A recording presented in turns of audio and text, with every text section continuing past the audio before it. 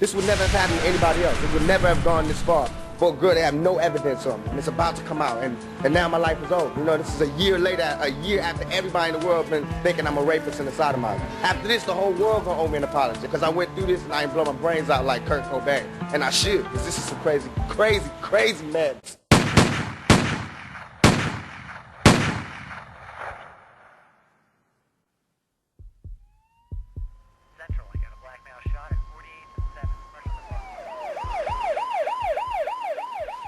They shot me. Straight up. I just kept thinking, they really did shoot me. And none of that was there. I was like, I got shot 5 times. I'm not dead, they missed. I'm back. When Shakur Rizzi was shot 5 times, twice in the head and twice in the groin area, and his most serious wound, a gunshot through the hand, hitting an artery in his thigh. He's listed in serious but stable condition. Until it happened. I really did believe that no black person would ever shoot me. I believed that I didn't have to fear my own community. You know, I was like, I represent them. I'm their ambassador to the world. They would never do me wrong.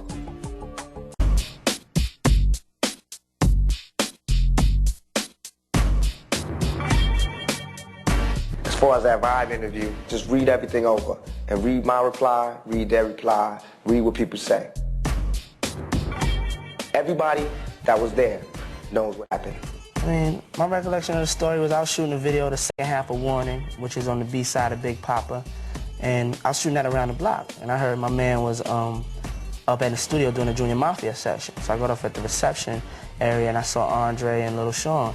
So I saw him saying what's up to me, I'm about to get on the elevator, and he comes out shot. The Tupac article had me pissed off, you know what I'm saying? Because first of all, he dissed my man, said my man turned his back on him, and I know for a fact that didn't happen, you know what I'm saying? And like the rumors that's spreading is on some tip like we set him up, you know what I'm saying? And that's crazy. As soon as he comes out shot, me and my man, we try to sit him down. He called his mom. He asked my man if he could roll him a blunt. You know what I'm saying? We asked him if he's all right. He's like, yeah, I'm all right, I don't know what's going on. And we just there trying to comfort him. Andre Harrell went and made sure he was calling the ambulance. And I mean, everybody that was there was very supportive of him. It was just the total opposite. As soon as he came out, everybody ran towards him. It was nothing but love. Different accounts of what happened, and I'm the one with the bullet wounds. I also understand that if you was to get shot 5 times, your mind is just completely spinning, you know what I'm saying? You're real confused about your situation. So it'll cause you to say things that you really don't mean. I was there for the whole thing. No one else was there for the whole thing. I don't really know the purpose of why the story was said in another way of context. It's not important that other people know what happened to me. I just said it. Now that I said it, it's dead. You can believe me or not believe me. I did what I had to do. I mean, God knows the truth. There's no religion about getting shot. I'm not trying to get any comment. Nobody understands, but I'm a soldier. But it's affecting other people, though, is the problem. Other people need to just know that life's a bitch. They were just gonna make millions and never gonna be no problem. You wanna be in a rap game? Hustle for it. Fight for that shit, like I had to do. I done took bullets and went to jail for this rap shit. Done caught cases and got sued and paid millions for this rap shit. About a motherfucker being uncomfortable because I'm doing my thing? I don't give a fuck. About a week before I got shot, he knew the nigga that was shot me. He was like, Pop, don't hang around this nigga, you know, we walked in with the nigga that shot me, that ended up shooting me. He's like, Pop, don't fuck with this nigga, because I knew the nigga too, he was my Cody fan. And I was like, what you mean? He's like, I'll talk to you about it later, and we didn't talk. The next time I saw him was at the studio where I got shot. So I knew he knew what happened. So I was like, Biggie, what happened? He kept sending me messages like a bitch, you know, like I'ma come see you. No, nigga, what happened? While I'm in jail, strangers is telling me, yo, you don't know? Biggie homeboy shot you. Cause they bragging, they telling they niggas in jail, yo, we just got popped. Big did went to the hospital, mind you. He did. The next day he went to the hospital. And I was with Big when we went home, so he was more nervous than anything. He was like, dude, that's, you know, that's messed up on what happened, yo. Who the fuck would do that? Elevating the stretcher, like, holding his finger up, looking at niggas, cause we all turned around and looked like, he was like, pointing his fingers at nigga like, fuck you, fuck y'all niggas. I don't know what that was about. We was like, damn, see, we just was How is that this dude on the balcony? Why is he flipping? He was supposed to be Thug Life. All while he was coming up, I used to let him come on stage with me. He was screaming Thug Life. Hey, cause I he saw was like, you I at the hate Palladium. Brooklyn, I hate New York. I'm out with them niggas puppy cheating me. Woo, woo, woo. All of a sudden he blew up and he wasn't saying Thug Life. So I started getting mad and I was seeing the niggas plays. He was hugging me, yo, pop. Yo, thank you's the only nigga that woo. It's like KRS-One. When PM Dawn got on stage, he had talked shit about him. What the KRS-One do? So why are people telling me I'm wrong for doing what I'm doing? They love KRS-One. He is hip-hop. Am I correct? That's true. Right. So I'm hip-hop. I'm mad at Biggie. I'm rushing the nigga. What's the problem? When I got arrested in New York, I got arrested for Biggie. Them guns in my room was Biggie's guns because them cowards left the room when they heard the police was downstairs and everybody left their guns in my room. So I got 4 guns in my room. Serial numbers scratched out and I did not snitch. I took that case. So you can imagine how I feel when I'm in jail for that case and he out there living a mafia lifestyle, giving me no money, giving me no respect, giving me no tribute, rolling with my road dog who was there when I got shot. I mean, come on, man. I'm not paranoid. So I had people telling me, you softened up, ain't nothing soft about me, ain't nothing changed. My closest friends did me in. My closest friends, my homies, people who I done took care of their whole family. I done took care of everything for them, looked out for them, put them in the game, everything. Fear is stronger than love. Remember that.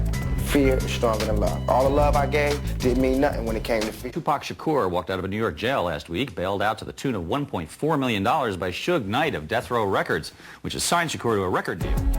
No question, sign with Death Row.